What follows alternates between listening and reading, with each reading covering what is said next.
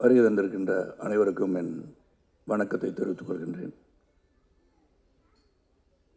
எதுக்கு என்ன 11:20க்கே அழைத்தார்கள் என்ற காரணத்தை நான் சொல்ல வேண்டிய கடமைப்பட்டிருக்கு. நான் அருண் ரொம்ப ஃபீல் பண்ணக்கூடாது. 9 o'clock ஷாப்னோடனே எனக்கு வந்து ஒரு சின்ன அந்த 9னா 9 வந்துடுவேன், 9:20னா 9:20க்கு வந்துடுவேன், 10னா 10க்கு வந்துடுவேன். ஆனால் இன்றைக்கி என்ன போச்சுன்னா, அது ஒரு நல்ல காரியத்துக்கு 11:30 மணிக்கு என் மனைவியும் நானும் கையெழுத்திட வேண்டிய ஒரு சூழல் உருவாகிவிட்டது. இல்லாட்டி இவ்வளோ ஒரு சந்தோஷமான ஒரு நிகழ்ச்சியில் நான் சீக்கிரமாக போக வேண்டிய ஒரு சூழலெல்லாம் நான் அழைக்கப்பட்டிருக்கின்றேன், பேச அழைக்கப்படுகிறேன் என்பதை தெளிவாக உங்கள்கிட்ட சொல்லிடுறேன். இல்லாட்டி நான் அந்த ஃபங்க்ஷன் இறுதி வரைக்கும் இருக்கிறவன் தான். எந்த ஃபங்க்ஷன் போனாலும் அது என்னுடைய பத்திரிகை நண்பர்கள், அங்கேருந்து இங்கே வந்தவன் நான் என்பது உங்களுக்கு தெரியும். அதனால் என்ன முதல்ல அருண் எங்கே இருக்கீங்க தெரியலையே, என்னை மன்னிச்சிருங்க, தப்பாக நினச்சிக்கேன், கோவப்பட்ட மாதிரி தெரிஞ்சுது.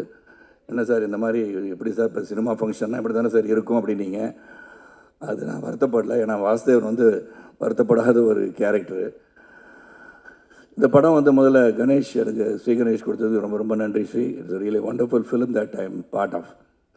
அப்புறம் இதில் வந்து சித்தார்த்து கூட ஒரு இன்டெலிஜென்ட் பஞ்சு மாதிரி உள்ளம் கொண்டவர் என்றெல்லாம் சொல்லி ராம்சான் சொன்னாங்க. பஞ்சு மாதிரி உள்ளம் இருக்கிறதோ இல்லையோ, அவர் வந்து தைரியமான ஒரு நல்ல ஒரு நண்பர்னு சொல்லலாம். இங்கே தான் அவர் அருகில் வந்து பழகுகின்ற வாய்ப்பு கிடைச்சது இந்த படத்தில். இதில் தேவயானி அஃப்கோர்ஸ் 27ஆம் தேதி நாளை 28 ஆண்டுகள் சூரிய வம்சம். It's so nostalgic to say that. நான் 28 வருஷம் ஒரு படம் வந்து கொண்டாடப்படுகிறேன். யோகி பாபு டைலாக்ல இந்த படத்தை இதை பார்க்கும்போது சூரிய வம்சத்தை பார்த்த மாதிரியே இருக்குன்னு சொல்லும் போது இட்ஸ் ஸ்டில் ரெலவெண்ட்ன்றது வந்து ரொம்ப முக்கியம். ஒரு படம் வந்து மக்களை சென்று அடைய வேண்டும் என்றால் அது ஒரு குடும்பமாகான படம் சென்று அடைந்திருக்கிறது சொன்னால் அதற்கு பல படங்கள் போய் அடைந்திருக்கலாம். ஆனால் அந்த சூரிய வம்சம், நாட்டாமை, நட்புக்காக நான் நடித்த படத்தை நான் சொல்லிக்கிறேன், பல படங்கள் போய் ரீச் ஆகிருக்கு. ஸோ ஒவ்வொரு கதையும் அந்த கதை வந்து மக்களுடன் ஒன்றிணைந்து இருக்கும்போது அது வந்து ஆண்டாண்டு காலமாக வாழ்ந்து கொண்டே இருக்கிறதுன்னு நான் சொல்லணும். அந்த விதத்தில் ஸ்ரீ கணேஷ் வந்து அந்த கதை சொல்லும்போது ஃபஸ்ட்டு எனக்கு நிறையா கேள்விகள்லாம் இருந்தது. ஏன்னா இங்கே எல்லோரும் பேசும்போது ஏழை, பணக்காரன், நடுத்தர வர்க்கம், வசதி படைத்தவர்கள் அனைவருக்கும் ஒரு கனவு வீடு என்று சொன்னார்கள். உண்மைதான். அந்த வீடு எல்லாரையும் கட்ட முடியுமான்றது தெரியாது. அது கனவாகவே இருந்து மறைந்து விடுவார்கள். இது வந்து எப்படி எல்லாருக்குமே வீடு கட்டணும்னு ஆசை இருக்கா? ஏன்னா வேகமாக வளர்ந்து கொண்டிருக்கின்ற இந்த காலங்களில் வீடு இருந்தால் தான் என்ன, வாடகை வீட்டில் இருந்தானே, சொந்த வீட்டில் இருந்தானே, ஒரு வீடு இருக்குது அது நிம்மதியாக வாழ்ந்தாலே போதுமே அப்படின்னு நினைக்கின்ற காலம் கூட உண்டு. நேற்று கூட ஒரு பத்திரிகையாளர் கேட்டாங்க, என்ன சார் சரத் சார் நீங்கள் வீடு விற்கிறீங்களாமான்னு கேட்டாங்க. நான் சொன்னேன், சரி வீடு விற்கலை, அந்த வீடை வந்து பெருசாக இடித்து கட்டுறேன், இது கூட தெரியாது வீடை விற்கிறீங்கன்னு கேட்டாங்க.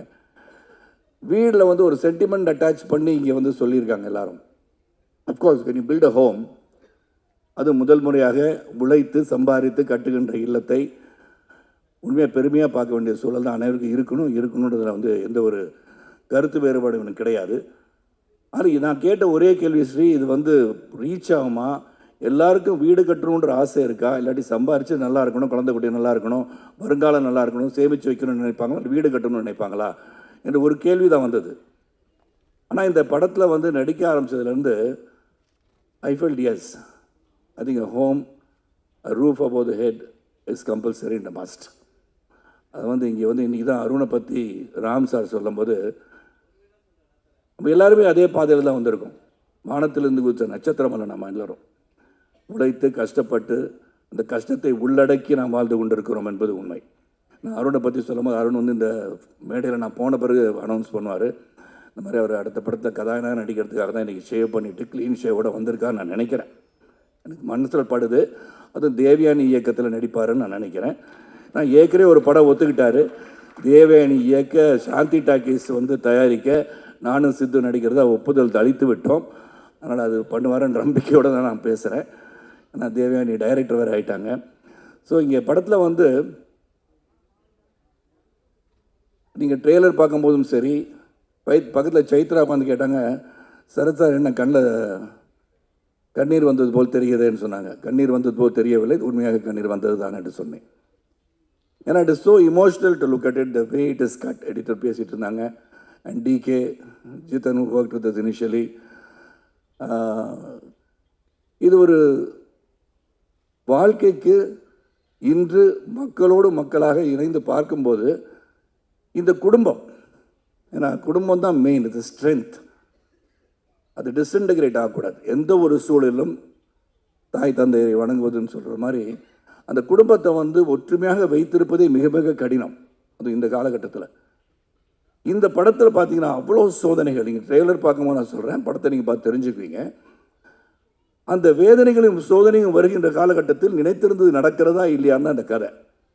அதுவும் ஸ்ரீகணேஷ் சித்தரித்த விதம் யதார்த்தமாக இந்த வாழ்க்கையில் இப்படி தான், இந்த நடுத்தர குடும்பம்னா இப்படி தான் இருக்கும்.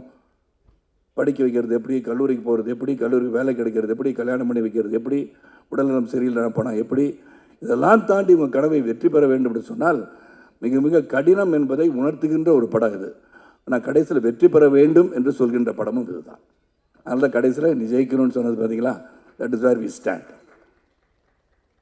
நான் life is full of challenges. என்னை பொறுத்த வரைக்கும் லாட் ஆஃப் ரிஸ்க் தான் தேர். இதில் சாதிச்சு காட்டணும். எந்த இடத்துலையும் மனசை விட்டுறக்கூடாது. இது கூட இன்டர்வியூ நாசித் அண்ட் தேவயானி சொன்ன ரவிக்குமார் சார் கேட்டாங்க. நான் ஒரு தேர்தலில் மிகப்பெரிய தேர்தலில் தோல்வி பெற்று வந்துட்டுருக்க வழியில் நாளைக்கு ஷூட்டிங் எங்கேன்னு கேட்டேன். இல்லை சார் கேன்சல் பண்ணிட்டேன் அப்படின்னாரு. எதுக்கு சார்னு கேட்டேன். இல்லை இந்த நேரத்தில் இந்த எமோஷனில் எப்படின்னாங்க. நான் சொன்னேன் சார் அது வேறு இது வேறு, நாளைக்கு ஷூட்டிங் நடிக்கிறேன்னு சொன்னேன். That should be your attitude, that should be the attitude to think. ஏன்னா நம்ம தோல்வி என்பதை நம்ம நினச்சிக்கிட்டே இருந்தோம்னா வெற்றி வரவே வராது. பல தோல்விகளை கடந்து வருவதுதான் வாழ்க்கை என்று உணர்ந்தவன் நான். ஏன்னா பிஎஸ்சி கணிதம் படித்து விட்டு நான் சைக்கிளில் போய் பேப்பர் போட்டு ஒரு பத்திரிகையாளராக, சைக்கிள் கடையில் சைக்கிள் ஃபிட்டராக, ஏன்னா அருணை பற்றி சொல்லணும்னா I want to say about my self, many people may not know that. நான் ஒன்றும் எங்கேயோ வானத்தந்து குதிச்ச நட்சத்திரம் கிடையாது. எங்கள் அப்பாவுக்கு 5000 ரூபா தான் சம்பளம். செய்திகள் வாசிப்பது ராமநாதன் என்ற கணீர் குரலுக்கு சொந்தக்காரங்க, ஆல் இண்டியா ரேடியோவில் வேலை செஞ்சவர் தான் அவரும். ஸோ நாங்கள் வீடு கட்டணுன்ற எண்ணம் எங்கள் அப்பாவுக்கு வந்ததா இல்லைன்னு தெரியாது. மொத்தம் நாங்கள் சென்னைக்கு வந்த பிறகு 11 வீடு மாறி இருக்கோம். My father never had the opportunity to build a house, but he develop me. நான் படித்து பாஸ் பண்ணி உழைச்சி சரத் நீ வீடு வாங்கணும்னு என்னை உந்துதல் பண்ணதை நினைத்து பார்க்க வைத்த படம் 3 BHK. It's truly emotional, it relates to me. அதான் சைத்திர கேட்கும்போது சொன்னேன், கொஞ்சம் ஈரமாக இருக்கு. This is where we take our lives back to where we started from. அதுதான் இந்த படம். ஸோ இதில் பல பாடங்கள் இதில் இருக்குது. How to fight in life. You just cannot give up. Go towards your aims and goals and ambitions, you can achieve it. அது முடியாதுன்னு நினச்சிட்டோம்னா then you're finished. ஒரு பாக்ஸிங் பவுட்டில் கீழே விழுந்தவொடனே யூ ஆர் லாஸ்ட்னு நினைக்கக்கூடாது. That's when you lose. Try to get up, you can win. எப்போது நம்ம விழுந்து விட்டோம் என்று நினைத்தீங்கன்னு சொன்னீங்கன்னா then you lose. But when you can get up, then you can never lose. ஏன்னா அந்த ஒரு பஞ்சு கொடுத்துருமா தெரியுது, தடுமாறி விழுந்திருக்கலாம். ஆனால் when you get up, maybe you can give a better punch and still make the other fellow fall. அதனால் என்னை பொறுத்த வரைக்கும் இந்த சேலஞ்சஸ் எப்படின்றது இந்த படம், அந்த சேலஞ்சஸ் எப்படி எதிர்கொண்டார்கள்ன்றது படம். இதில் நடிக்கும் போது we all became a ஃபேமிலின்னு சொல்லலாம். இது நோ எக்ஸாஜரேஷன். அதாவது ஆடியோ ஃபங்க்ஷன் வரும்போது ஏதோ பேசுகிறதுக்காக பேசுகிறாங்க நினச்சிடாதீங்க. Really emotionally I am connected to 3 BHK. I am connected to this family of Vasudevan family truly, and this family is for எவர்னு நினைக்கிறவனா. At any point of time, say this is my family, Devyani will be my family, Chaitra will be my family, Mehta will be my family, Ganesh will be my family, and most of all, the most respected, இதில் ஒரு பெரிய அந்த சகோதரர் கிடச்சிருக்காங்கன்னா அருண் விஸ்வா தான். So there is no doubt about it. ஆனால் Ram sir சொல்லும் போது I understood why he is fighting to make a good film அப்படின்னு நான் நினச்சி பார்த்தேன். அப்புறம் டிகே சிறந்த ஒரு கேமராமேன். நான் ஒவ்வொரு சரி அவரை பார்ப்பேன், சீகரேஷோடய பார்ப்பேன். ஏன்னா சில பேர் கிரிட்டிக்கலாக ஏதாச்சும் நினச்சிக்கிட்டு மண்டை சும்மாவே இருக்காது. சித்துக்கும் அப்படி தான், எனக்கும் அப்படி தான். டவுட் வந்துகிட்டே இருக்கும். அது ஏன்னா தொடர்ந்து நிறையா படம் பண்ணிட்டனால நம்ம மண்டையில் ஏதாச்சும் ஓடி இது பண்ணிடலாமோ அப்படி பண்ணலாமோ நினச்சிக்கிட்டு. So many times will raise few doubts. அதில் ஸ்ரீகணேஷ் நிறையா இயக்குநர்கள் பார்த்துட்டேன். நான் Sriganesh is such a sweet heart. அதை சொல்லுவாங்க ஸ்வீட் ஹார்ட்டட் டிக்டேட்டர்னு சொல்லுவாங்க. லீ குவான் யூ பற்றி சொல்லுவாங்க. Lee Kuan Yew is a person who loved the people of Singapore. ஆனால் he was a sweet hearted dictatorன்னு சொல்லுவாங்க. அவர் வந்து செய்கிறத செஞ்சிருங்களேன் சார் அப்படின்ட்டு நம்ம சிரிச்சுக்கிட்டு சொல்லுவார். அவ்வளோதான். நான் சொல்லுவேன், கணேஷ் இது மாதிரி இதில் இந்த டைலாக் இப்படி மாற்றி சொல்லிடுறேன் கணேஷ். சரி சார், அப்படியா சார், ஓகே சார் அப்படின்றார். சரி, நான் அந்த டைலாக் எழுதி வச்சுட்டு சரி இது போய் சொல்லலான்னு போனோன்னே ஸ்டார்ட்டெல்லாம் வச்சுட்டு சார் சார் நான் சொன்னதை மட்டும் அப்படியே சொல்லிடுங்க சார். இதுதான் ஸ்வீட் ஹார்ட் டிக்டேட்டர். நீங்கள் அதை மாற்றிலாம் சொல்ல வேணாம் சார், எனக்கு தெரியும் சார், ஸ்கிரிப்ட் எழுது நான் கட்டி பிடிச்சிட்டு இருக்கேன் அந்த புக்கை, நான் எழுதியிருக்கேன், எனக்கு தெரியும் சார், நீங்கள் பெரிய நடிகராக இருக்கலாம், நிறையா படம் நடிச்சிருக்கலாம், நான் சொன்னது மட்டும் செஞ்சுருங்க sir. I like that about it. Conviction that what he has written will be there in the screen சொல்லி நினச்சது தான் ஸ்ரீ கணேஷ். இனிஷியலாக என்ன இப்படி சொல்லிகிட்டே இருக்காருன்னு பார்த்தேன். But Ganesh hats off whatever you felt. Sarath இந்த மாதிரி கேட்டுகிட்டே இருக்காரு கேள்வினா, கேள்வி கேட்கும்போது தான் நல்லது வரும்ன்றது என்னுடைய நம்பிக்கை. ஸோ இப்போ feel I have done anything Hasha எதுவும் சொல்லியிருந்தானா சொல்லலை, இருந்தாலும் I apologise if I done anything any harm to your mind, mentally I disturb you. I felt like saying that to you. ஆனால் இந்த படம் வந்து ஒரு கிரேட் எஃபர்ட்னு தான் நான் சொல்லுவேன். How it's going to reach the mass, how எங்கே போய் ரீச் பண்ண போகுது அதெல்லாம் எங்களுக்கு தெரியாது. We have done our job well. Vasudevan has worked well, Shanti has worked well, Aarti has worked well, Prabhu has worked well, and Aishu has worked well. Correct தானே Chaitra? Sorry, நான் குடும்பத்தை மறந்துடக்கூடாது, அதனால தான் சொன்னேன். So everybody has done the part.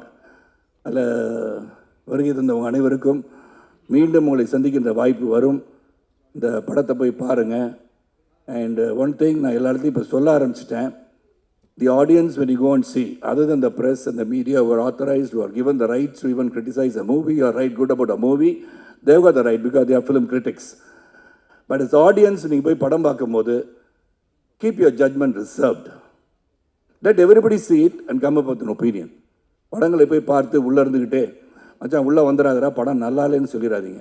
ஏன்னா உங்கள் view அப்படி, டேஸ்ட் டிஃபர். ஒருவருடைய விஷம் இன்னொருத்தருக்கு அமிர்தமாக இருக்கலாம், அது நமக்கு தெரியாது இல்லையா? So let them all go there, you all go watch the film, let every individual make their own decision how this movie is. அப்படி பண்ணால் இந்த கலை உலகம் என்றும் நிலைத்து நிற்கும் என்று சொல்லி உங்களை விட்டு இங்கிருந்து பிரிந்து செல்வதற்கு மனம் இல்லாவிட்டாலும் இன்று இருக்கிற இந்த அப்பாயின்மெண்ட் அப்படி இல்லாட்டி ஐ ஓன்ட் கோ எனிவேர். நான் பத்திரிகையாளர் சில பேர் கேள்வி கேட்கணும்னு நினைப்பாங்க என்ன, அதுக்கெல்லாம் பதில் சொல்லியே நான் பழகியிருக்கேன். என்னை பொறுத்த வரைக்கும் கனவெல்லாம் நிஜமாகும் சொல்லி வரிகள் இதில் இருக்கு இல்லையா? நீங்கள் எல்லாம் உழைச்சோம்னா, உண்மையாக நாம் அனைவரும் உழைத்தால் உழைப்புக்கு ஒரு வெற்றி உண்டு. உழைப்பவரே உயர்ந்தவர், உழைப்பு உயர்வு தரும் என்று புரட்சித் தலைவர் மக்கள் திலகம் கையெழுத்திட்டது போல உழைப்பவரே உயர்ந்தவர் என்ற எண்ணத்தோடு நாம் அனைவரும் உயர்வோம். உண்மையாக உழைத்தால் வெற்றி வரும். அந்த வெற்றியை நோக்கி பயணிகள் சொல்லி இந்த படம் சிறப்பாக உங்களுடைய வாழ்த்துக்களுடன் திரையரங்கில் நிரம்ப, காட்சிகள் நிரம்ப நல்ல வெற்றி படமாக அமைய வேண்டும் என்று வாழ்த்தி விடைபெறுகிறேன். நன்றி, வணக்கம்.